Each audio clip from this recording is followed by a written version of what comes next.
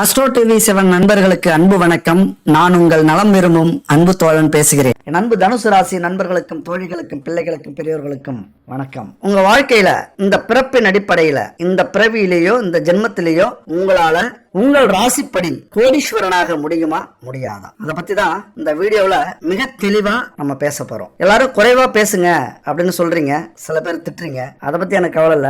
எந்த ஒரு விஷயத்தையும் தெளிவா சொல்லணும். ஏன்னா உங்கள் அவசரத்துக்கு இங்க நம்ம டக்குன்னு முடிக்க முடியாது. இந்த ஜோதிடம் அப்படிங்கிறது நீங்க எல்லாம் நினைக்கிறது மாதிரி கடல் அளவு பெருசு இல்ல, பிரபஞ்ச அளவு பெருசு. ஒவ்வொரு விஷயமும் அவ்வளவு இருக்கு. அதிலே ஒரு துளி அளவுக்கு தான் நான் சொல்லிட்டு இருக்கேன். அதனால நான் எப்பொழுதுமே தெளிவா விரிவா தான் சொல்லுவேன். உங்களால முடிஞ்சா இப்ப பார்க்கலாம், முடியல அப்படின்னா எப்ப வேணாலும் பார்க்கலாம். இந்த வீடியோ இந்த சேனல்ல எப்பொழுதுமே இருக்கும். உங்களால முடியும் போது பாருங்க. இந்த வீடியோவை கடைசி வரைக்கும் நீங்க பாக்குறீங்க அப்படின்னா கண்டிப்பா ஒரு நாள் நீங்க கோடீஸ்வரனா ஆவீங்க. அது மட்டும் இல்ல, நம்ம சேனலை எப்பொழுதுமே தொடர்றீங்க அப்படின்னா அடிச்சு சொல்லுவேன், ஒரு வருஷத்திலயோ 2 வருஷத்திலயோ மிகப்பெரிய கோடீஸ்வரனாகி உங்க வாழ்க்கையில நீங்களும் ஒரு அந்தஸ்து, புகழ், செல்வம், ஒரு நல்ல குடும்பம் இதெல்லாம் அடைவீங்க அப்படின்னு 100% தெளிவா நான் சொல்லுவேன். சரி, இந்த வீடியோ நம்ம பாக்குறதுக்கு முன்னாடி ஒரு முக்கியமான விஷயத்த பாத்துடலாம். இது ஒரு விளம்பரம் தான். ஏன்னா இன்னைக்கு கலப்படம் இல்லாத பொருளும் கெமிக்கல் கலக்காத பொருளும் உலகத்திலே இல்ல. ஆனா அப்படி ஒரு பொருள் கிடைக்குது அப்படின்னா கண்டிப்பா ஆச்சரியம் தான். அப்படி ஒரு பொருள் கலப்படம் இல்லாம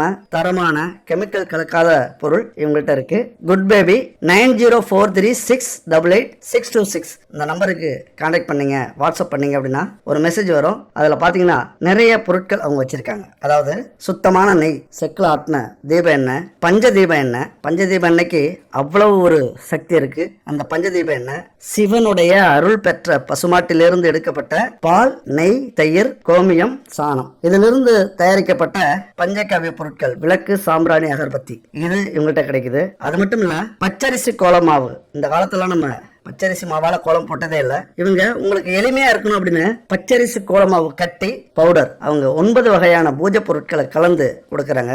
மிக அற்புதமான சக்தி வாய்ந்த ஒரு பொருள் அது. அது மட்டும் இல்ல, பச்சை கற்பூரம், தீப கற்பூரம், விபூதி, குங்குமம் இதெல்லாமே தரமா அவங்கள்ட்ட இருக்கு. அதோட உணவுப் பொருட்கள், பாரம்பரியமான தானியங்களை வச்சு, மூலிகைகளை வச்சு தயாரிக்கப்பட்ட உணவுப் பொருட்கள், மசாலா, ஊறுகாய், எண்ணெய் வகைகள், செக்குல ஆட்டின எண்ணெய், அதுபோல உடல் ஆரோக்கியத்துக்கு இவங்க புதுசா தயாரிச்சிருக்காங்க. உண்மையா உங்களுக்கு எந்த ஒரு நோயா இருந்தாலும் இந்த பொருட்கள் போதும். நீங்க வேணா பாருங்க.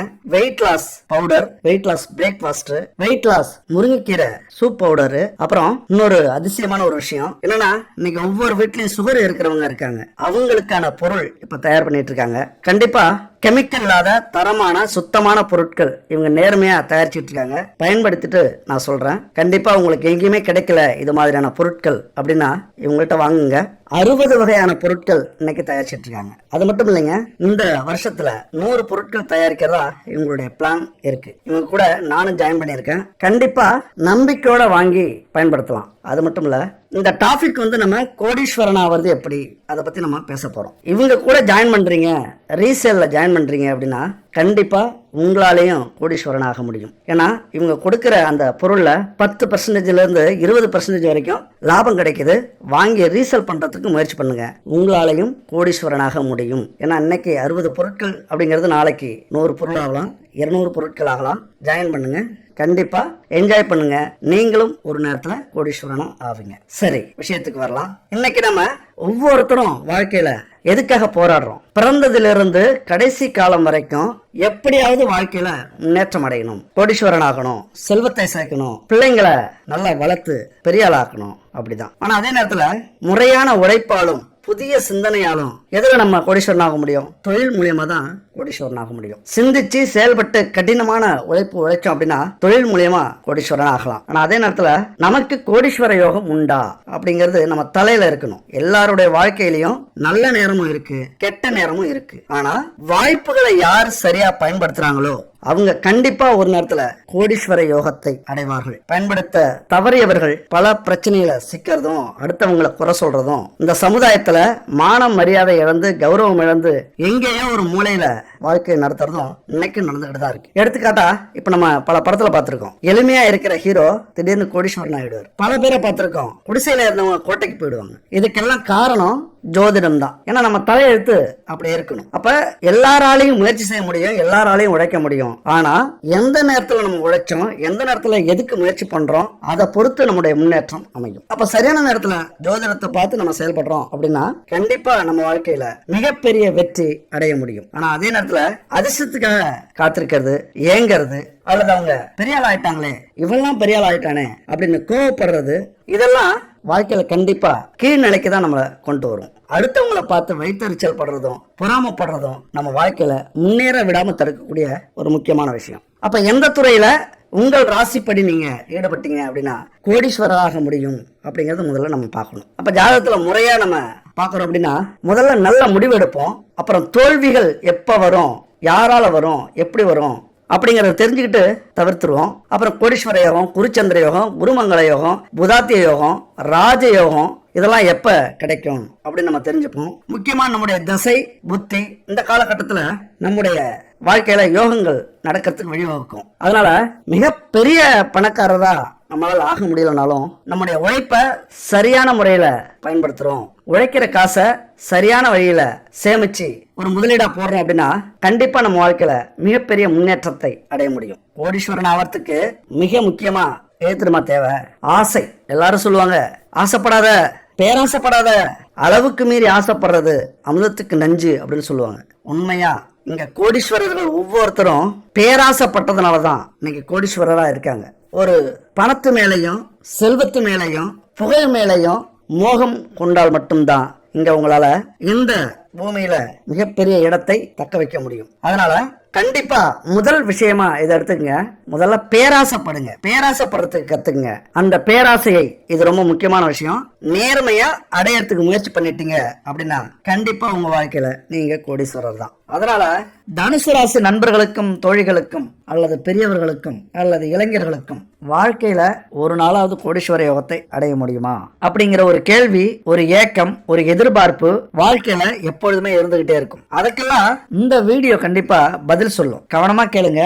உங்களுடைய கிரக அமைப்பு என்ன, இந்த பிரபஞ்சம் உங்களுக்கு கொடுத்திருக்கிற வாய்ப்புகள் என்ன, நீங்க என்னென்னலாம் செய்யணும், எப்படி இருக்கணும் அப்படிங்கறத பத்தி தான் இப்ப நம்ம சொல்ல போறோம். இந்த வீடியோல நான் சொல்ற மாதிரி இருந்தீங்க அப்படின்னா கண்டிப்பா உங்களால கோடீஸ்வர யோகத்தை அடைய முடியும். கோடி கோடியா கொட்டி கொடுத்தாலும் இப்படியான ஒரு கிரக அமைப்பை உங்களால புரிஞ்சிக்கவே முடியாது. இப்படியான ஒரு வாழ்க்கையின் ரகசியத்தை உங்களால புரிஞ்சிக்க முடியாது. அதனால பொறுமையா இலவசமா கேக்குறீங்க, பொறுமையா கடைசி வரைக்கும் கேளுங்க. தனுசு ராசியை பொறுத்த வரைக்கும் ஊருக்கு உழைக்க பிறந்தவர்கள், இதுதான் பிரபஞ்சம் சொல்றது. உங்களை எதுக்காகவும் இந்த பூமிக்கு அனுப்பல, 4 பேருக்கு நல்லது செய்யணும், 4 பேர் கஷ்டப்படுற நேரத்துல நீங்க உதவி செய்யணும். உங்களுடைய சுயநலம் பார்க்காம, தன்னலம் பார்க்காம வாழறது மட்டும்தான் இந்த பிரபஞ்சம் உங்களுக்கு கொடுத்த வாழ்க்கை. இதை நீங்க உங்க மனசுல உணர்ந்திருப்பீங்க. அடிக்கடி இந்த கேள்வி உங்களுக்கு எழும்பும். ஆனா சூழ்நிலை, குடும்ப சூழ்நிலை எந்த ஒரு உதவியும் செய்ய முடியாத நிலையில இருப்பீங்க. அப்ப எதுக்கும் காரணம் அந்த பிரபஞ்சம் தான். ஏன்னா இந்த கிரக அமைப்பு இப்படி இருக்கு, நீங்க முயற்சி பண்ணுங்க, அல்லது கஷ்டப்படுங்க,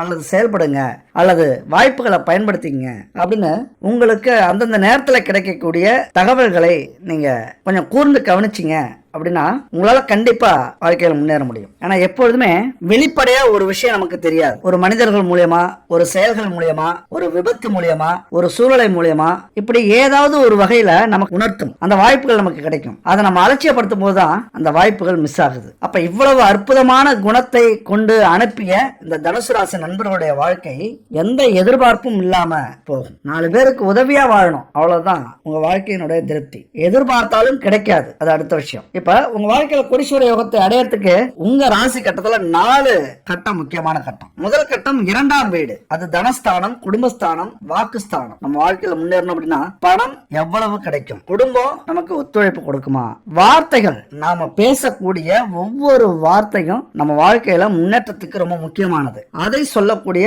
இடம் இந்த 2ஆம் இடம். அடுத்தது முயற்சி ஸ்தானம். முயற்சி இல்லாம ஒரு நாளையும் நம்ம கடக்க முடியாது. ஒரு நாள் என்ன, ஒரு நிமிஷம் கூட நம்மளால கடக்க முடியாது. அந்த அந்த முயற்சி நம்ம வாழ்க்கையில ரொம்ப ரொம்ப முக்கியம். அடுத்தது மூன்றாவதாக 10ஆம் வீடு முக்கியமான வீடு. என்ன வீடு?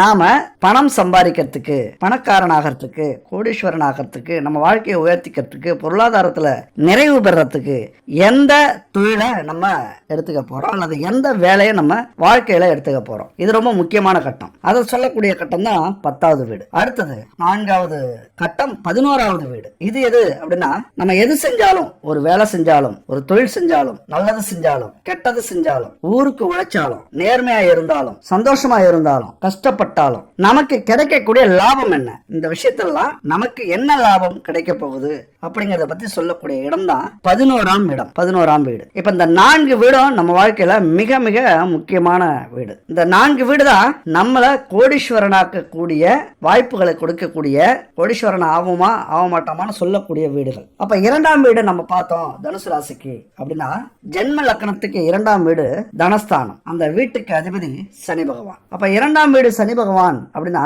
மிகப்பெரிய நம்பிக்கையை அல்லது எதிர்பார்ப்பை அல்லது முயற்சியை என்ன செய்வாரு, நீங்க நேர்மையா இருக்கிற பட்சத்துல, 4 பேருக்கு உதவி செஞ்சு முயற்சி பண்ற பட்சத்துல அதை சக்சஸ் ஆக மாற்றுவார். ஏன்னா எப்பொழுதுமே அனுபவத்தை அதிகமா கொடுக்கக்கூடிய ஒரு கிரகம் சனி கிரகம். தனுசு ராசியை பொறுத்த வரைக்கும் இந்த 3 விஷயம் எளிமையா பெறவே முடியாது. பணம், குடும்பம், உங்க வார்த்தையால சம்பாதிக்கக்கூடிய வருமானம் அவ்வளவு எளிதா உங்களுக்கு கிடைக்காது. ஏன்னா அங்க இருக்கிறது சனி பகவான். ஒரு சுக்கிர பகவானோ ஒரு ராகு பகவானோ இல்ல, நீங்க நினைச்சதெல்லாம் கொடுக்கறதுக்கு. இங்க சனி பகவான் கடுமையான உழைப்பை, கடுமையான போராட்டத்தை, கடுமையான எதிர்ப்பை, அவமானங்களை இதெல்லாம் சந்திச்சதுக்கு அப்புறம் தான் உங்களுக்கு அந்த வெற்றியை கொடுப்பார், அந்த பணத்தை கொடுப்பார், அந்த செல்வாக்கை கொடுப்பார். இதெல்லாம் போராடி உங்களுக்கு கொடுத்துட்டாரு அப்படின்னா என்னைக்குமே அது உங்ககிட்ட இருந்து விலகாது, போகாது. அந்த பணத்தை நீங்க பறி கொடுக்க மாட்டீங்க, அந்த செல்வத்தை பறி கொடுக்க மாட்டீங்க, அந்த புகழ் உங்கள்ட்ட இருந்து விலகாது. சனி பகவானை பொறுத்த வரைக்கும் எதையுமே எளிதா கொடுக்க மாட்டாரு. சோதனைக்கு அப்புறம் கொடுத்துட்டாரு அப்படின்னா அவ்வளவு சீக்கிரம் பல ஜென்மங்களுக்கு அந்த செல்வங்கள் தொடரும், அந்த புண்ணியங்கள் தொடரும், அந்த கௌரவம் தொடரும். ஏன்னா அந்த செல்வத்தையும் பணத்தையும் புகழையும் பெறணும் அப்படின்னா தன்னையே இழந்து, பல இழப்புகளை சந்தித்து, அவமானத்தை சந்தித்து, ரத்த வேர்வை சிந்தி, பல தோல்விகளை சந்தித்து, இந்த விடாமுயற்சினா உசுர கொடுத்து போராடுறதுன்னு சொல்லுவாங்க. போர்க்களத்துல வாழ்வா சாவாங்கிற போராட்டம் எப்படி இருக்கும், அது மாதிரி சம்பாதிக்க கூடிய ஒரு செல்வத்தை, பணத்தை, புகழை அவ்வளவு எளிமையா உங்களுக்கு கொடுக்க மாட்டார். இப்படி போராடி கொடுத்துட்டாரு அப்படின்னா அதனாலதான் பல சந்ததியினருக்கு அதை கடத்தி கொண்டே இருப்பார். அப்ப 2வது வீடு அப்படிங்கிறது மிக அற்புதமான வீடு. இந்த இடத்துலதான் தனுசு ராசி நண்பர்களையும் தோழிகளையும் பொறுத்த வரைக்கும் கொஞ்சம் சோர்ந்து போவீங்க. ஏன்னா எதை பார்த்தாலும் தடை, அவ்வளவு சீக்கிரம் கிடைக்கிறது இல்ல, எதிர்பார்த்தது கிடைக்கிறது இல்ல, பெரிய போராட்டமா நடத்த வேண்டியதா இருக்கு. இதனாலே கைவிட்டுறது. தயவு செஞ்சு 11வது அடியில புதையல் இருக்கு, நீங்க 10 அடி தோண்டிட்டு இதுக்கு மேல இதுல ஒண்ணுமே இருக்காது அப்படின்னு போட்டுட்டு போயிடாதீங்க. உங்க வாழ்க்கையே அப்படிதான் பல விஷயத்தை நீங்க மிஸ் பண்ணி இருப்பீங்க, பல வாய்ப்புகளை மிஸ் பண்ணி இருப்பீங்க. 11வது அடியில இன்னும் 5 அடி சேர்த்து நான் தோண்டுவேன், இன்னும் 10 அடி தோண்டுவேன் அப்படிங்கிற மன உறுதியோடு சோர்ந்து போகாமல் தொடர்ச்சியா முயற்சி பண்றீங்க எந்த ஒரு விஷயத்திலயும்னா 11வது அடியிலயோ 12வது அடியிலயோ கிடைக்கிறது உங்களுக்கு இன்னும் கூட முன்னாடியே கிடைக்கிறதுக்கான வாய்ப்புகள் அதிகம் உண்டு. அவர் ஒரு கால அளவு வச்சிருப்பாரு சனி பகவான், அதை ரீச் பண்ணிட்டீங்க அப்படின்னா கண்டிப்பா கிடைச்சிடும் உங்களுக்கு. அடுத்தது 3வது வீடு முயற்சி ஸ்தானம். தெய்வத்தான் ஆகாதெனும் முயற்சிதான் மெய்வருத்த கூலி தரும். தெய்வம் இந்த உலகத்தை படைத்த, உருவாக்கிய, காக்கும், நெறிமுறைப்படுத்தி கொண்டிருக்கிற இந்த உயிருக்கு இதுதான் நடக்கணும், இந்த ஆத்மாவுக்கு இதுதான் கிடைக்கணும், இந்த ஆத்மா இதை அனுபவிக்கணும். இதெல்லாம் ஒரு டிசைனுங்க. நீங்க வேணா நினைக்கலாம் ஏதோ பிறந்தோம், இது ஒரு பூமி, இங்க எல்லாமே கிடைக்குது, அந்த அறிவுக்கு படிக்கிறோம், நம்முடைய உடல் தேவைக்கும் சந்தோஷத்துக்கும் கல்யாணம் பண்ணிக்கிறோம், குழந்தைங்களை பெற்றுக்கிறோம், 4 காசு சம்பாதிக்கிறோம், வாழ்றோம், கிளம்புறோம், இப்படி நம்ம நினைச்சுக்கிட்டு இருப்போம். ஆனா இந்த ஆத்மா எத்தனை பிறவி எடுக்கணும், எந்தெந்த பிறவியில எப்படி வாழணும், எப்படி வாழுதோ அதுக்கேற்ற வாழ்க்கை எப்படி கொடுக்கணும், அப்படி படைக்கப்பட்ட இந்த பிரபஞ்சம், இந்த பிரபஞ்சத்தின் கடவுள் எவ்வளவு பெரிய கடவுளா இருப்பார், எவ்வளவு பெரிய தெய்வம் அது. அதை விட முயற்சி அப்படிங்கிறது ரொம்ப பெருசு அப்படின்னு திருவள்ளுவர் சொல்றாரு. தெய்வத்தான் ஆகாத முயற்சி தன் மெய்வருத்த கூலி தரும். தெய்வத்தை விட முயற்சிங்கிறது ஒரு மனுஷனுக்கு ரொம்ப ரொம்ப முக்கியம். கண்ணுக்கு தெரியாத தெய்வத்தை விட கண்ணுக்கு தெரிந்த நமக்குள்ளே இருக்கிற அந்த முயற்சி, விடாமுயற்சி தான் ஒருத்தரை கோடீஸ்வரன் ஆக்கும். சோர்ந்து போறவனையும் அலட்சியமா வாழ்றவனையும் ஏனோ தானன்னு வாழ்ந்துட்டு போறவனையும் இந்த உலகமும் கவனிக்காது, இந்த பிரபஞ்சமும் கவனிக்காது, அவனுக்கு ஆசையும் இருக்காது. நீங்க முயற்சி பண்றீங்களா, உங்களுக்கு ஜெயிக்கணுமா, கோடீஸ்வரன் ஆகணுமா, இந்த நிமிஷத்துல இருந்து முடிவு பண்ணுங்க. எதையுமே நம்ம முயற்சி பண்றோம், முயற்சி பண்ணிக்கிட்டே இருக்கோம், ஜெயிக்கிற வரைக்கும் முயற்சி பண்ணுவோம். இந்த குறிக்கோளை எடுத்துக்கிட்டீங்க அப்படின்னா கண்டிப்பா தனுசு ராசி நண்பர்களாலும் தோழிகளாலும் பெரியவர்களாலும் இளைஞர்களாலும் கோடீஸ்வர யோகத்தை அடைய முடியும். கோடீஸ்வர யோகம் அப்படிங்கிறது பெரிய 7 கடல் தாண்டி 7 மலை தாண்டி போய் கிடைக்கிற விஷயம்லாம் இல்ல. விடாமுயற்சி, தன்னம்பிக்கை, நேர்மை, உண்மை, ஒரு சில விஷயங்கள் வாழ்ற வாழ்க்கையில ஒரு தெளிவா நம்ம சிந்திச்சு செயல்பட்டோம் அப்படின்னா கண்டிப்பா கோடீஸ்வர யோகத்தை அடையலாம். அப்ப 3வது பாகம் கால புருஷனுக்கு மகரம் வருகிறது. அங்கேயும் சனிதான் இருக்காரு, முயற்சி ஸ்தானம். 2வது வீடும் சனி, முயற்சி ஸ்தானத்திலையும் சனி. அதனால எந்த அளவுக்கு நீங்க முயற்சி செய்றீங்களோ அந்த அளவுக்கு சனி பகவான் உங்களுக்கு அள்ளி கொடுப்பார். நீங்க எந்த ஒரு சந்தேகமும் பட வேண்டியதில்லை. அதுபோல வாழ்க்கையில கஷ்டப்படுறீங்களா, எல்லாமே கர்மக்காரகன் சனி பகவான் தான் காரணம். உங்களால வாழ்க்கையில முயற்சி பண்ண முடியலையா, ஆசைப்படுறது கூட தோணலையா, சோர்ந்து போறீங்களா, வார்த்தைகள் தெளிவா இல்லையா, வார்த்தைகளால பிரச்சனைகள் அதிகமா வருதா, குடும்ப பிரச்சனை வருதா, எல்லாம் சனி பகவான் தான் காரணம். அதனால உற்சாகம், தன்னம்பிக்கை, இதெல்லாம் தனுசு ராசியை பொறுத்த வரைக்கும் கொஞ்சம் வெளிப்படையா செய்றீங்க அப்படின்னா உங்களுக்கு வாய்ப்புகள் இன்னும் பிரகாசமாக கிடைக்கும். வெளிப்படுத்தணும், நாங்க எதுக்கும் தயாரா இருக்கோம், எந்த வேலை செய்யறதுக்கும், எந்த தொழில் செய்யறதுக்கும், எந்த பிரச்சனையை சந்திக்கிறதுக்கும் நாங்க தயாரா இருக்கோம் அப்படின்னு உங்களை நீங்க வெளிப்படுத்திக்கணும். சனி பகவானே முன்னாடி வந்தனாலும் பயப்படாம ஒரு வணக்கத்தை போட்டு முயற்சி பண்ணிட்டே இருங்க. அதனால துணிச்சலான எந்த ஒரு வார்த்தையும் சரி, எந்த ஒரு செயலையும் சரி, நேர்மையா இருக்கும்போது செய்யுங்க. இது உண்மை, இது நேர்மை, இதுல சத்தியம் இருக்கு, இதுல எந்த ஒரு தப்பும் இல்ல, யாருக்கும் இந்த விஷயம் துரோகம் பண்ணல அப்படின்னு உங்க மனசுல நினைச்சீங்க அப்படின்னா தைரியமா செஞ்சிருங்க. அது மட்டும் இல்ல, உங்களை பொறுத்த வரைக்கும் ஆர்வம் ரொம்ப ரொம்ப அதிகம் எந்த ஒரு விஷயத்திலும் சரி. அதே போல பெரிய மனுஷத்தன்மை, எதையுமே பெருசா அலட்டிக்க மாட்டீங்க. இந்த உலகத்தை, இந்த பிரபஞ்சத்தை, இந்த ஆன்மீகத்தை, இந்த மனிதர்களை உங்களை விட புரிந்து கொண்டவர்களும் எளிமையாக எடுத்துக்கொண்டவர்களும் இந்த உலகத்திலே இல்ல, எந்த ராசியுமே இல்ல. அது தனுசு ராசிக்கு தான் இருக்கு. ஏன்னா தனுசு ராசியின் அதிபதி குரு பகவான். ஆன்மீகத்துல அல்லது ஆன்மீகத்தால உங்க வாழ்க்கையை முன்னேற்றக்கூடியவர். நல்ல பண்புகளை கொடுப்பார், ஒரு பெருந்தன்மையான பண்புகளை கொடுப்பார். ஒரு பெரிய மனுஷனா இப்படிதான் இருக்கணும் அப்படின்னு 4 பேரை சொல்ல வைப்பார். அதனால இந்த முயற்சி ஸ்தானமும் உங்களுக்கு உங்க வாழ்க்கையில முன்னேற்றத்துக்கு மிக சிறப்பா இருக்கு. அடுத்தது பாத்தீங்கன்னா தொழில் ஸ்தானம். தனுசு ராசியை பொறுத்த வரைக்கும் தொழில் இல்லாம அல்லது வேலை இல்லாம நம்ம கோடீஸ்வரனாகவே முடியாது, பணக்காரனாக முடியாது, கனவு ஆசை எதையுமே நிறைவேற்றிக்க முடியாது. இங்க முக்கியமா உங்களை பொறுத்த வரைக்கும் ஏதோ ஒரு அலுவலகத்துக்கு போனோம், ஏதோ ஒரு கம்பெனியில சேர்ந்தோம், ஏதோ ஒரு வேலையில சேர்ந்தோம், வேலை செஞ்சோம், பொழுது ஓடிச்சு, மாசமாச்சு, சம்பளம் வாங்கணும், தயவு செஞ்சு இப்படி மட்டும் ஓட்டாதீங்க. ஏதோ ஒரு தொழில் ஆரம்பிச்சோம், ஒரு அப்பா தொழில், அம்மா தொழில், உறவுக்காரங்க தொழில், ஏதோ தெரிஞ்ச தொழில், தெரியாத தொழில், யாரோ அதிகமா சம்பாதிக்கிறாங்க அதை பார்த்து நம்ம தொழில் செய்யறோம் அப்படிங்கிற எண்ணத்துல எப்பொழுதுமே நீங்க இருக்காதீங்க. இங்க முதல்ல வெற்றி பெறணும், 4 பேருக்கு உதவியா இருக்கணும், அவங்க சந்தோஷமா இருக்கணும், அதுல நாம சந்தோஷமா இருக்கணும். இதுதான் தனுசு ராசி நண்பர்களுடைய தோழிகளுடைய தொழில் ஸ்தானம் சொல்லக்கூடிய அமைப்பு. ஏன்னா 10வது வீட்டுல இருக்கக்கூடியது புதன். உங்கள் பேச்சையோ அல்லது செயலையோ ரொம்ப அற்புதமா, தெளிவா, புத்திசாலித்தனமா செய்யக்கூடியவர்கள். எதையுமே புரிஞ்சுக்கிட்டு செய்வீங்க. ஒரு விஷயத்த பாத்தீங்க அப்படின்னா டக்குன்னு புரிஞ்சுப்பீங்க, அதை பத்தி பேச ஆரம்பிச்சிருவீங்க. ஏன்னா இங்க புதன் புத்திக்காரகன், அறிவில் சிறந்தவர்களாக உங்களை மாற்றும். அப்ப அந்த அறிவில் சிறந்த வேலையை உங்களுக்கு கொடுக்கும். எந்த வேலையும் தீவிரமாவோ அல்லது முன்னுரிமை எடுத்துக்கிட்டோ நீங்க செய்யறதுக்கான வாய்ப்புகள் அதிகம். கொஞ்சம் தீவிரமா ஒரு உரிமையோட செய்ய ஆரம்பிச்சிட்டீங்க அப்படின்னா உங்களுக்கு எல்லாமே வசப்படும். அதே நேரத்துல தொழிலையும் வேலையிலையும் ஏமாறக்கூடியவராக 4 பேரு சரியான முட்டாளா இருப்பான் போல, எதை கேட்டாலும் கொடுத்துடுறாப்ல, பெரிய மனுஷன் அப்படின்னு நினப்பு, தெரிஞ்சுதான் பண்றாப்லையா தெரியாம தான் பண்றாப்லையா. நீங்க செய்யக்கூடிய நல்ல செயல் அடுத்து உங்களுக்கு முட்டாள்தனமா தெரியும், வேலையிலையும் தொழிலையும். அதே போல உங்களை ஒருத்தவங்க பாராட்டிட்டாங்க அப்படின்னா அவங்களுக்கு எல்லாமே செய்ய ஆரம்பிச்சிருங்க. பாராட்டுக்கு மயங்காத உயிரினம் இந்த உலகத்துல எதுவுமே இல்லை. எதிரியே பாராட்டினா கூட ஒரு நிமிஷம் ஆடி போயிடுவாங்க, சந்தோஷப்படுவாங்க.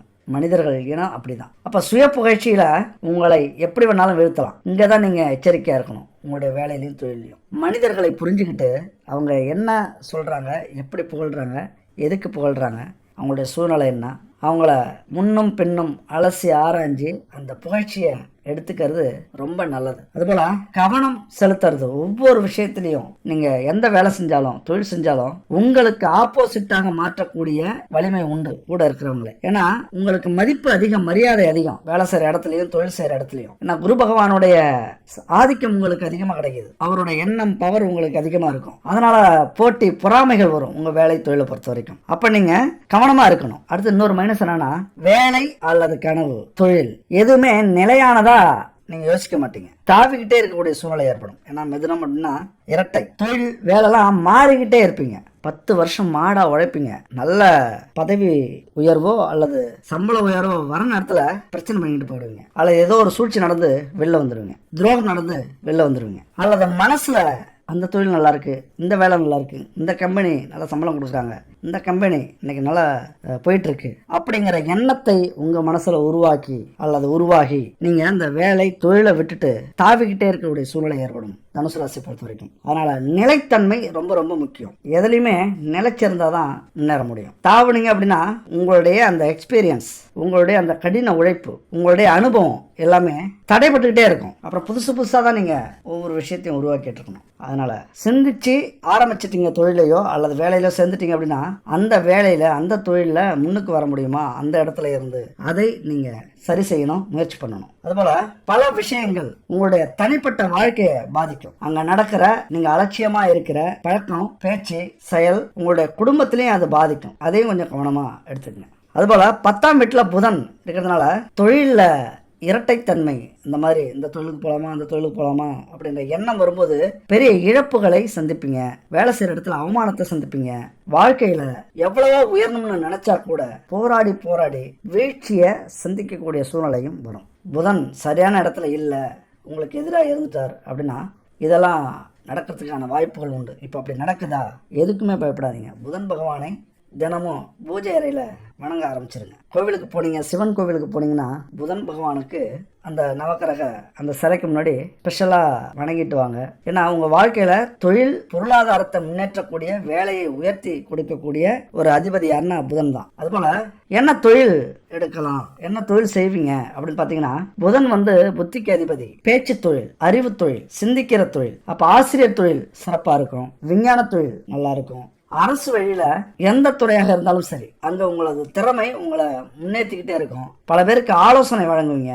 வக்கீல், ராணுவம், தீயணைப்பு துறை, அதுபோல கணக்கு, கம்ப்யூட்டர், தகவல் தொடர்பு துறை, புது புது விஷயங்களா கண்டுபிடிக்கிற அந்த துறை எது கிடைச்சாலும் சரி நீங்க செய்யலாம். அதாவது செய்யற வேலையும் தொழிலும் சின்னதோ பெருசோ ஒரு ஈடுபாட்டோட ஒரு நம்பிக்கையோட செய்றீங்க அப்படின்னா கண்டிப்பா உங்களுக்கு பதவி உயர்வு, வருமான உயர்வு இதெல்லாம் தானாவே உங்களை தேடி வரும். கூட்டு தொழிலை பொறுத்த வரைக்கும் உங்களுக்கு செட் ஆகாது, அது சாதக பலனை தராது. அதுபோல் வியாபாரியாக இருந்தால் சர்க்கரை, வெல்லம், பழவகை இதெல்லாம் விற்கலாம். பெரிய பெரிய நிறுவனங்களில் நீங்கள் முயற்சி பண்ணீங்க அப்படின்னா மேனேஜரா, சிஇஓவா இப்படி பெரிய பதவிக்கு உங்களால் வர முடியும். ஏன்னா அந்த திறமை, அந்த ஒரு புத்தி, அந்த ஒரு புத்தி கூர்மை உங்களுக்கு கண்டிப்பாக உண்டு. அது மட்டும் இல்லை, வியாபாரி, கட்டிட கலைஞர், பயிற்சி கொடுக்கிறவர், அதாவது ஒரு வேலைக்கோ தொழிலுக்கோ பயிற்சி கொடுக்கலாம். டிராவல்ஸ், டூரிஸ்ட் இதில் உங்களை தொழில் வச்சுக்கலாம். மொழிபெயர்ப்பாளர் இந்த வேலை செய்யலாம். கண்டிப்பாக பிஸ்னஸ் உங்கள் வாழ்க்கையில் பண்ணலாம். தனுசு ராசியை பொறுத்த வரைக்கும் பிஸ்னஸ் பண்ணீங்க அப்படின்னா மிகப்பெரிய வெற்றியை உங்களால் அடைய முடியும். தொழிலுக்கு தொழில், வேலைக்கு வேலை தாவாமல் இருக்கணும், அவ்வளவுதான். பல ஆண்டுகளா பல வேலையை நீங்க செஞ்சுக்கிட்டு இருந்தாலும் அடிக்கடி நீங்க மாறுறதுனால உங்களுடைய வெற்றி தடைபடும். அடுத்தது 11ஆம் வீடு. 11ஆம் வீடுங்கிறது முன்னாடியே சொன்ன லாப வீடு. அந்த வீட்டுல சுக்கிரன் இருக்கிறார். பெரிய அதிர்ஷ்டம் அதுதான் உங்களுக்கு. ஏன்னா உலகத்துல எல்லா உயிரினங்களுக்கும் மகிழ்ச்சியை கொடுக்கக்கூடியவர் யார் அப்படின்னா சுக்கிரன் தான். நீங்க எப்படி சந்தோஷப்பட்டாலும் சரி அதுக்கு காரகர், அதுக்கு காரணமானவர் சுக்கிர பகவான் தான். நீங்க எதுல உங்களை இழந்து உங்களை சந்தோஷப்படுறீங்க, உற்சாகம் அடையறீங்க, ரொம்ப ஹாப்பியா இருக்கீங்க ஒரு விஷயத்துல அப்படின்னா அது சுக்கிர பகவானின் ஆளுமைக்குட்பட்ட, ஆதிக்கத்துக்குட்பட்ட விஷயத்துலதான் உங்களால சந்தோஷமா இருக்க முடியும். அந்த சுக்கிர பகவானே உங்களுக்கு 11ஆம் வீட்டு அதிபதியா இருக்கிறார். லாப வீட்டுல உண்மையா கொடுத்து வச்சவங்க. அப்ப வசீகரமான லாபம், ஒரு ஈர்ப்பு, ஒரு லாபம் வரணும் அப்படின்னா பெண்கள் சம்பந்தப்பட்ட வேலை செய்யறீங்க அப்படின்னா மிகப்பெரிய ஆதாயத்தை உங்களால அடைய முடியும். அதாவது உடை, காஸ்மெட்டிக் பொருள், கலை சம்பந்தப்பட்ட தொழில் இப்படிலாம் செய்றீங்க அப்படின்னா கண்டிப்பா லாபம் அதிகமா கிடைக்கிறதுக்கான வாய்ப்புகள் உண்டு. ஆனா அதே நேரத்துல வேலை செய்யற இடத்துல லாபம் தடைப்படவும் வாய்ப்பு உண்டு. ஏன்னா உங்கள்கிட்ட ஒரு கவர்ச்சி, ஒரு ஈர்ப்பு இருந்துகிட்டே இருக்கும். அது எங்கேயாவது சிக்கல்ல மாட்டி விட்டு உங்களுக்கு கௌரவத்தை இழக்க வைக்கும், தொழில நஷ்டத்தை ஏற்படுத்தும், வேலையில விரட்டப்படுறது மாதிரியான சூழ்நிலை ஏற்படும். ஏன்னா இங்க 11ஆம் வீட்டு அதிபதி சுக்கிரன் சந்தோஷத்துக்கு மட்டும் அவர் அதிபதி இல்ல, சில சல்லாபத்துக்கும் அவர் அதிபதி. மனசுல காம எண்ணங்களை, சபல புத்தியை அதிகரிச்சு நமக்கு கிடைக்கக்கூடிய லாபத்தை தடுப்பார். லாபமே கிடைச்சாலும் இது மாதிரியான விஷயத்துல இழக்க வைப்பார். அதுபோல செல்வம், ஆடம்பரம் இதெல்லாம் சுக்கிர பகவானின் ஆதிக்கம். எந்த அளவுக்கு பணம் வருதோ அந்த அளவுக்கு ஆடம்பரமா இருக்கிறதுக்கும் நீங்க முயற்சி பண்ணுவீங்க, செலவு பண்றதுக்கும் முயற்சி பண்ணுவீங்க. பெண்கள் உங்க வாழ்க்கையில மிக முக்கியமான இருப்பாங்க. குடும்ப பெண்களாக இருந்தாலும் சரி, வேலை செய்கிற இடத்துல இருந்தாலும் சரி, தொழில் செய்கிற இடத்துல இருந்தாலும் சரி, பெண்கள் முக்கிய பங்கு உங்களுக்கு வகிப்பாங்க. நல்ல லாபத்தை ஏற்படுத்தி கொடுப்பாங்க. அங்கே ரொம்ப கேர்ஃபுல்லாக இருக்க வேண்டியது அவசியம். அதை காதலாக மாறி கௌரவ இழப்பை சந்திச்சு கோர்ட்டு கேஸ்ன்னு போக வைக்கும். எந்த அளவுக்கு பெண்களுக்கு மரியாதை கொடுக்குறீங்களோ அந்த அளவுக்கு உங்க வாழ்க்கையில மிகப்பெரிய வெற்றி அடைய முடியும். நீ வேணா பல பேரை கவனிங்க, இது மாதிரி தொழில் வேலையில நடக்கும், பெரிய கௌரவ இழப்பை சந்திப்பாங்க. அதனால தொழில் வேலை செய்கிற இடத்துல பெண்கள் கூட்டம் உங்களுக்கு அதிகம். ஆனாலும் எச்சரிக்கையாக இருக்க வேண்டியது நல்லது. ரொம்ப நம்பிக்கையோட, உண்மையோட, நேர்மையோட இருக்க வேண்டியது ரொம்ப ரொம்ப நல்லது. எந்த அளவுக்கு நேர்மையும் நம்பிக்கையும் பெண்களுக்கு ஆதரவும் கொடுக்குறீங்களோ அந்த அளவுக்கு ஆண்களாக இருந்தாலும் சரி, பெண்களாக இருந்தாலும் சரி, உங்க வாழ்க்கையில கோடீஸ்வர யோகத்தை அடைவது 100க்கு 100 உறுதி. அடுத்து பாத்தீங்கன்னா, உங்க வாழ்க்கையில கோடீஸ்வர யோகத்தை அடையணும் அப்படின்னா இந்த விஷயங்களையும் கடைபிடிங்க. முக்கியமா இதை கவனிங்க. ஒரு தொழில் செய்யாதீங்க, ஒரே இலக்கை நோக்கி பயணிக்காதீங்க, ஒரே பாதையில போகாதீங்க. 5-6 தொழில் செய்யுங்க.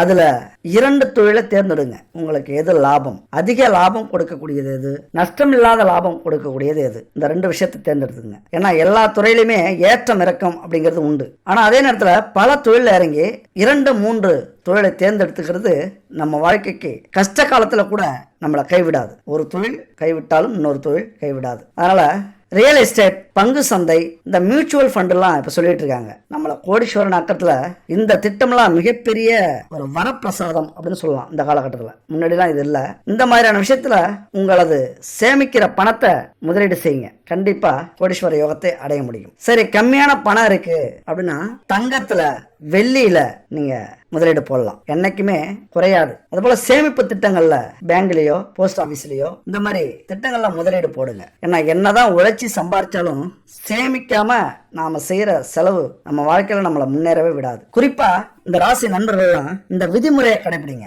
என்னன்னா 50-30-20 இந்த ஃபார்முலா. நமக்கு கிடைக்கிற வருமானத்தை மொத்தமா செலவு பண்ணிடாதீங்க எப்பொழுதுமே. அதுதான் இன்னைக்கு நிறைய பேர் ஏழையா இருக்கிறதுக்கு காரணம் அதுதான். அப்ப 50-30-20 அப்படிங்கிற விகிதத்துல பிரிச்சுக்குங்க. 50% நமக்கு என்ன தேவையோ அதுக்கு பயன்படுத்திக்கணும். கடன் இருந்தா கடன் அடைச்சுக்கணும். 30% ஒரு முதலீட்டுல போடணும். ஏதோ எதிர்காலத்துக்கு ஒரு லாபம் கிடைக்கிறது மாதிரி, ரிட்டர்ன் வர்றது மாதிரி முதலீடு போடலாம் 30%. அடுத்த 20% இருக்குல்ல, ஒரு சேமிப்பு ரொம்ப முக்கியம். இதுதான் நம்முடைய கடைசி காலத்துல உதவக்கூடிய உயிர் செல்வம். இந்த விகிதத்தை உங்க வாழ்க்கையில கடைபிடிச்சீங்க அப்படின்னா கோடீஸ்வரன் ஆகிறதும் உறுதி, புகழ் அடைவதும் உறுதி, கடைசி காலத்துல நிம்மதியா வாழறதும் உறுதி. அதனாலதான் நான் முன்னாடியே சொல்லிட்டேன், கோடீஸ்வரன் ஆவது அப்படிங்கிறது அவ்வளவு சாதாரண விஷயமும் இல்ல, ரொம்ப கஷ்டமான விஷயமும் இல்ல.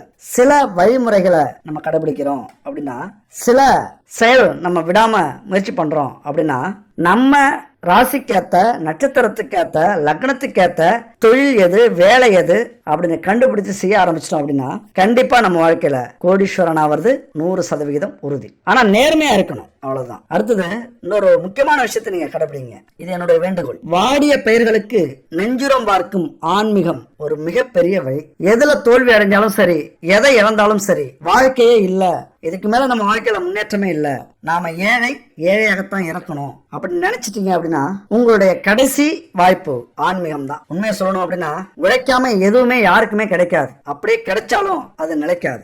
ஏழை அப்படிங்கிற நிலையில இருந்து செல்வந்தரா மாறணும் அப்படின்னா ஏதாவது வித்தியாசமான திறமை இருக்கணும், புதுவிதமான யோசனை இருக்கணும், விடாமுயற்சி இருக்கணும். ஒரு விஷயம் செய்ய ஆரம்பிச்சுட்டா கடைசி வரைக்கும் முயற்சி பண்ணிட்டே இருக்கணும். கடின உழைப்பு இது இருந்தா செல்வந்தராக முடியும். இது கூட இன்னொரு விஷயம் வேணும், இது யாரும் நம்புறதில்ல, அதிர்ஷ்டம் நிச்சயம் தேவை.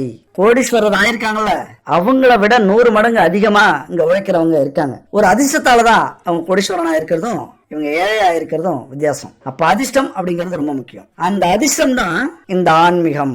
நமக்கு அதிர்ஷ்டத்தை கொடுக்கணும் அப்படின்னா இந்த ஆன்மீகம் அப்படிங்கிறது ரொம்ப ரொம்ப முக்கியம். உங்க வாழ்க்கையில் எல்லாத்தையும் இழந்துட்டு இனிமே நான் கோடீஸ்வரனாக முடியாதா அப்படின்னு நினைச்சீங்க அப்படின்னா இந்த பரிகாரத்தை செய்யுங்க, உங்களையும் கோடீஸ்வரனாக்கும். அதாவது 9 கிரகம், 27 நட்சத்திரம், இதன் மூலமா நமக்கு கிடைக்கக்கூடிய சக்தி இருக்குல்ல, நேர்மறையான சக்தி, அதை அதிகரிக்கிறது தான் இந்த பரிகாரத்தினுடைய வேலை.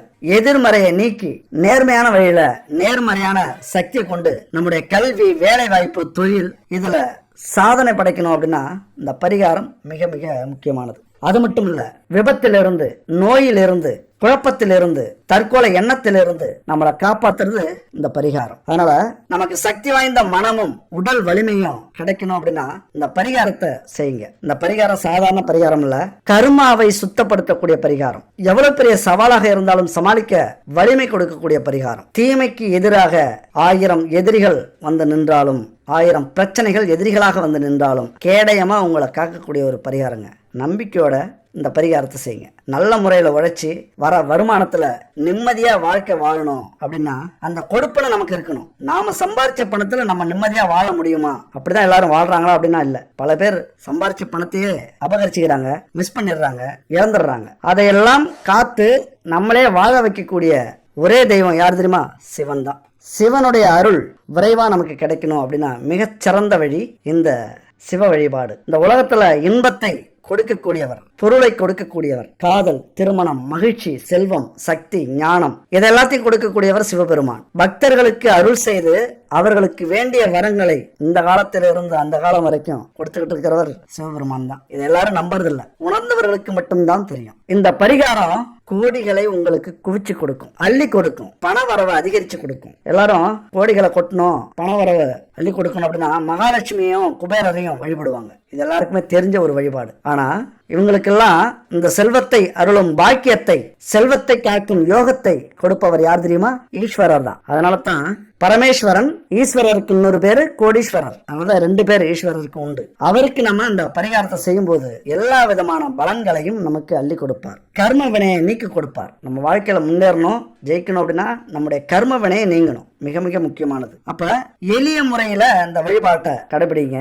ஈஸ்வரரை மனசார நினைச்சு இந்த பரிகாரத்துல வரக்கூடிய மந்திரத்தை சொல்லுங்க. இந்த பரிகாரத்தை எப்ப செய்யலாம் அப்படின்னா நல்லா கவனிச்சுக்கங்க. வழிபாட்டை தொடங்குற நாள் அமாவாசை, பௌர்ணமி, மாசத்துல 2 நாள் வரும் பிரதோஷ தினம். இந்த 4 நாட்கள்லயும் இந்த வழிபாட்டை நீங்க செய்யலாம். அதாவது ஆரம்பிச்சு தொடர்ந்து 48 நாள் இந்த வழிபாட்டை செய்யுங்க. தயவு செஞ்சு நான் கோடீஸ்வரன் ஆக முடியல, நான் இன்னும் ஏழையாகவே இருக்கேன், ஒரு பணங்காசு நிக்க மாட்டேங்குது, எல்லாரும் நல்லா இருக்காங்க, என் வாழ்க்கையில மட்டும் அந்த நல்லதே நடக்கல அப்படின்னு புலம்புறதை விட்டுட்டு இந்த ஒரு பரிகாரத்தை மட்டும் செய்யுங்க. தயவு செஞ்சு செய்யுங்க. கோடீஸ்வரன் ஆயிட்டோம்னா இந்த உலகமே நம்ம கையில, நாம பிறவி பயனை அடைஞ்சிருவோம். அதுக்கு ஒரே வழி சிவனை வழிபடுறது இந்த பரிகாரம் தான். உங்களை கோடீஸ்வரன் ஆக்கக்கூடிய பரிகாரம் இது. இங்க ஏன்னா லட்சுமி குபேரரை மட்டும் சொல்லாம சிவனை சொல்றேன் அப்படின்னா எல்லாருமே சிவனை வணங்கிதான் கோடீஸ்வரர் ஆகியிருக்காங்க, குபேரர் ஆகியிருக்காங்க. எல்லாரும் அப்படின்னா எதை சொல்றோம் தெரியுமா? 33 தேவர்களும், பிரம்மா, விஷ்ணு எல்லாரையும் குறிக்கும். எல்லாரும் நான் சொல்ற நேரத்துல வழிபட்டீங்க அப்படின்னா அந்த நேரத்துல தான் சிவனை சேம நலத்திற்காக வழிபட்டவர்கள். அவரும் அந்த நேரத்துல வழிபட்டு கொண்டிருப்பார் அப்படிங்கறது ஐதீகம். எல்லாரும் சிவனை வழிபடுவாங்க, சிவனும் அந்த நேரத்துல வழிபடுவார் பிரம்ம முகூர்த்தத்துல. அதனால எல்லாருமே பிரம்ம முகூர்த்தத்துல நம்ம வழிபடுறோம் அப்படின்னா கண்டிப்பா நம்ம கோடீஸ்வர யோகத்தை அடைய முடியும். இந்த 4 நாட்கள்ல ஒரு நாள் ஆரம்பிங்க. தொடர்ந்து 48 நாள் இந்த பரிகாரத்தை செய்யுங்க. காலையில 3:30 மணில இருந்து 5 மணி வரைக்கும் எப்ப வேணாலும் எழுந்திருக்கலாம். எழுந்திரிச்சு குளிச்சுட்டு துவைச்ச துணியை உடுத்திக்கங்க. வீட்டு வாசல்ல பச்சரிசி மாவால கோலம் போடுங்க. தயவு செஞ்சு பவுடரால, மண்ணால கோலம் போடாதீங்க. பச்சரிசி மாவால முருகனுக்கு உகந்த கோலம் போடுங்க. ஏன்னா 33 தேவர்களை நம்ம வீட்டுக்கு நம்முடைய பூஜைக்கு வரவழைக்கிறதுக்காக இந்த கோலம் மங்களகரமா அழைக்கிறது. அதனால பச்சரிசி மாவால கோலம் போடுங்க. உங்க பூஜை அறையை சுத்தம் பண்ணிட்டு சாமிகளுக்கு, சாமி போட்டோவுக்கு மஞ்சள் குங்குமம் போட்டு வச்சுங்க, அலங்காரம் செஞ்சுங்க. அதுக்கப்புறம் சிவன் சிலையை வச்சோ அல்லது லிங்கத்தை வச்சோ நீங்க வணங்குறீங்க அப்படின்னா அதை சுத்தப்படுத்தி நீங்க பூஜை செய்யலாம். பால், தயிர், நெய், பஞ்சகவ்யம் இதெல்லாம் அபிஷேகம் கொடுத்து பூஜை செய்யலாம். ஆனா எல்லாரும் அதை வச்சிருக்க மாட்டாங்க அந்த சிலையை. அதனால போட்டோ வச்சிருந்தீங்க அப்படின்னா பொட்டு வச்சு மாலை போட்டு ரெடி பண்ணி வச்சுக்கோங்க. அடுத்து உங்களுக்கு முக்கியமான பொருள் எதுன்னு பாத்தீங்கன்னா சுத்தமான நெய். அதை அகல் விளக்குல ஊற்றி வச்சுக்கோங்க. தீபம் ஏற்றிக்கோங்க. அப்புறம் பஞ்சகவ்யத்தால தயாரிச்ச அகர்பத்தி, விளக்கு, சாம்பிராணி இதெல்லாம் வீடு முழுவதும் ஏற்றி பரவ விட்டுக்குங்க. பூஜை அறையில ஏற்றி வீடு முழுவதும் பரவணும். உங்களுக்கு சுத்தமான நெய் கிடைக்கல, இந்த பஞ்சகவ்ய பொருட்கள் கிடைக்கல, முக்கியமா பச்சை கற்பூரம் தேவை. அதையும் தாம்பலத்தில் வச்சுக்கோங்க. பச்சை கற்பூரத்தை கொளுத்துங்க. இதெல்லாம் கிடைக்கல அப்படின்னா இந்த நம்பருக்கு கான்டாக்ட் பண்ணுங்க. முன்னாடியே சொல்லியிருக்கேன், குட் பேபி. அந்த நம்பருக்கு கான்டாக்ட் பண்ணி உங்களுக்கு தேவையான பூஜை பொருட்களோ, உணவுப் பொருட்களோ அல்லது ஆரோக்கியத்துக்கான பொருட்களோ வாங்கிக்கோங்க. அப்படி நெய்யால தீபம் வைத்துட்டு முதல்ல 48 நாள் எந்த ஒரு தடையும் வரக்கூடாது அப்படின்னு விநாயகரை வணங்குங்க. அப்புறம் குலசாமியை வணங்குங்க, இஷ்ட தெய்வத்தை வணங்குங்க. நீங்க ஏத்தின விளக்குக்கு முன்னாடி கண்ணை மூடி உட்காந்துருங்க. ஒரு சால்வை மாதிரி ஏதாவது துணி போட்டுக்குங்க கீழே, அது மேல உட்காந்துட்டு கண்ணை மூடி சிவபெருமான நினைச்சுக்கங்க. நினைச்சுக்கிட்டு இந்த மந்திரத்தை சொல்லுங்க. சிவ சிவ வசி வசி கோடீஸ்வர யோகம் தர வர வர ஸ்வாக. சிவ சிவ வசி வசி கோடீஸ்வர யோகம் தர வர வர ஸ்வாக அப்படிங்கிற இந்த மந்திரத்தை 108 முறை ஒவ்வொரு நாளும் சொல்லணும். எல்லா மந்திரமும் மாதிரியா 18 முறை, 21 முறை, 54 முறை அப்படின்னு சொல்லக்கூடாது. இந்த 48 நாளும் ஒவ்வொரு நாளும் 108 முறை இந்த மந்திரத்தை சொல்லி கட்டாயம் முடியுங்க. அதுக்கப்புறம் சிவபெருமான் கோயிலுக்கு போயிட்டு நெய் தீபம் வச்சு வணங்கிட்டு வீட்டுக்கு வந்துருங்க. இப்படி 48 நாள் செய்றீங்க அப்படின்னா கண்டிப்பா உங்களால கோடீஸ்வர யோகத்தை அடைய முடியும். இது 100% அனுபவத்துல சொல்லக்கூடிய விஷயம். இது உங்களால முடியாது அப்படின்னா கோடீஸ்வர யோகம் உங்களுக்கு கிடைக்கிறது ரொம்ப கடினம். ஆனா கிடைச்சிருச்சு அப்படின்னா உங்க வாழ்க்கையே வேற லெவல்ல. இந்த 48 நாள் செஞ்சு முடிக்கிறதுக்குள்ளாரே நீங்க அதை அனுபவிக்க ஆரம்பிச்சிருங்க. 10-15 நாட்கள் முடியும் போதே உங்களுக்கு பணம் வர ஆரம்பிச்சிடும். அதனால 48 நாளும் தொடர்ந்து செய்யுங்க. ரொம்ப எளிய பரிகாரம். முக்கியமா கலப்படம் இல்லாத பொருட்களை வாங்கி பயன்படுத்துறதுக்கு பாருங்க, 100% இது பலிக்கும். இன்னைக்கு பரிகாரங்கள்லாம் பலிக்காததுக்கு காரணம் முழுமையான ஈடுபாடு, தன்னம்பிக்கை, சுத்தமான தரமான பொருட்களை பயன்படுத்தாது, எங்கேயோ வாங்கி எதுக்கோ பயன்படுத்துறது. இதுதான் முக்கியமான காரணம் நம்முடைய பரிகாரங்கள் ஜெயிக்காததுக்கு காரணம். அதனால தரமான சுத்தமான பொருட்களை வாங்கி பயன்படுத்துறது மாதிரி நம்பிக்கையோட இதை செய்யுங்க. பெண்கள்லாம் அந்த 3 நாள் 4 நாள் வீட்டை விட்டு ஒதுங்கும் போது அந்த நாட்களை விட்டுட்டு அடுத்து நீங்க கன்டினியூ பண்ணலாம், ஒன்றும் பிரச்சனை இல்லை. 48 நாள் தொடர்ந்து செய்றீங்க அப்படின்னா உங்களுடைய குடும்பம் கோடீஸ்வர யோகத்தை அனுபவிக்கும் உங்களால. நல்லா இதை மட்டும் மனசுல வச்சுங்க. கல்யாணம் ஆனவங்களா இருந்தா குடும்ப செலவுக்கு நாம சம்பாதிக்கிற பணம் செலவாயிடும். பிள்ளையோட கல்விக்கு, உணவுக்கு, வாழ்ற வாழ்க்கையினுடைய தேவைகளை பூர்த்தி செய்யறதுக்கு நமக்கு சரியா இருக்கும். அதையும் மீறி கோடீஸ்வரனா ஆகணும் அப்படின்னா பகல் நேரத்துல மாத சம்பளமும் மாலை நேரத்துல சொந்த தொழிலும் செய்யணும். ஒரு நேர்மையான மனுஷன் இப்படி இரவும் பகலும் பல ஆண்டா கஷ்டப்பட்டாதான் குடும்பத்துல கோடீஸ்வரன் ஆக முடியும். உழைப்பு மட்டுமல்ல, சொந்த விருப்பங்களை எல்லாம் தியாகம் செய்யணும். அப்பதான் கோடீஸ்வரன் ஆக முடியும். கோடீஸ்வரன் ஆகி நம்ம திரும்பி பார்த்தோம் அப்படின்னா நம்ம உடம்புல சத்து இருக்காது, வயசாயிடும். நம்முடைய குடும்பத்துக்காக நம்ம கோடீஸ்வரன் ஆகி இருப்போம். ஆனா இதெல்லாம் அனுபவிக்க உடம்புல சக்தி இல்ல இருக்காது அப்படிங்கும்போது எவ்வளவு கஷ்டமா இருக்கும். ஆனாலும் மகிழ்ச்சியா வாழணும்னா கோடீஸ்வரர் ஆகணும். கோடீஸ்வரர் ஆகணும்னா மகிழ்ச்சியை எதிர்பார்க்க கூடாது. அடுத்த ஒரு அற்புதமான வீடியோல நம்ம சந்திக்கலாம். நன்றி, வணக்கம்.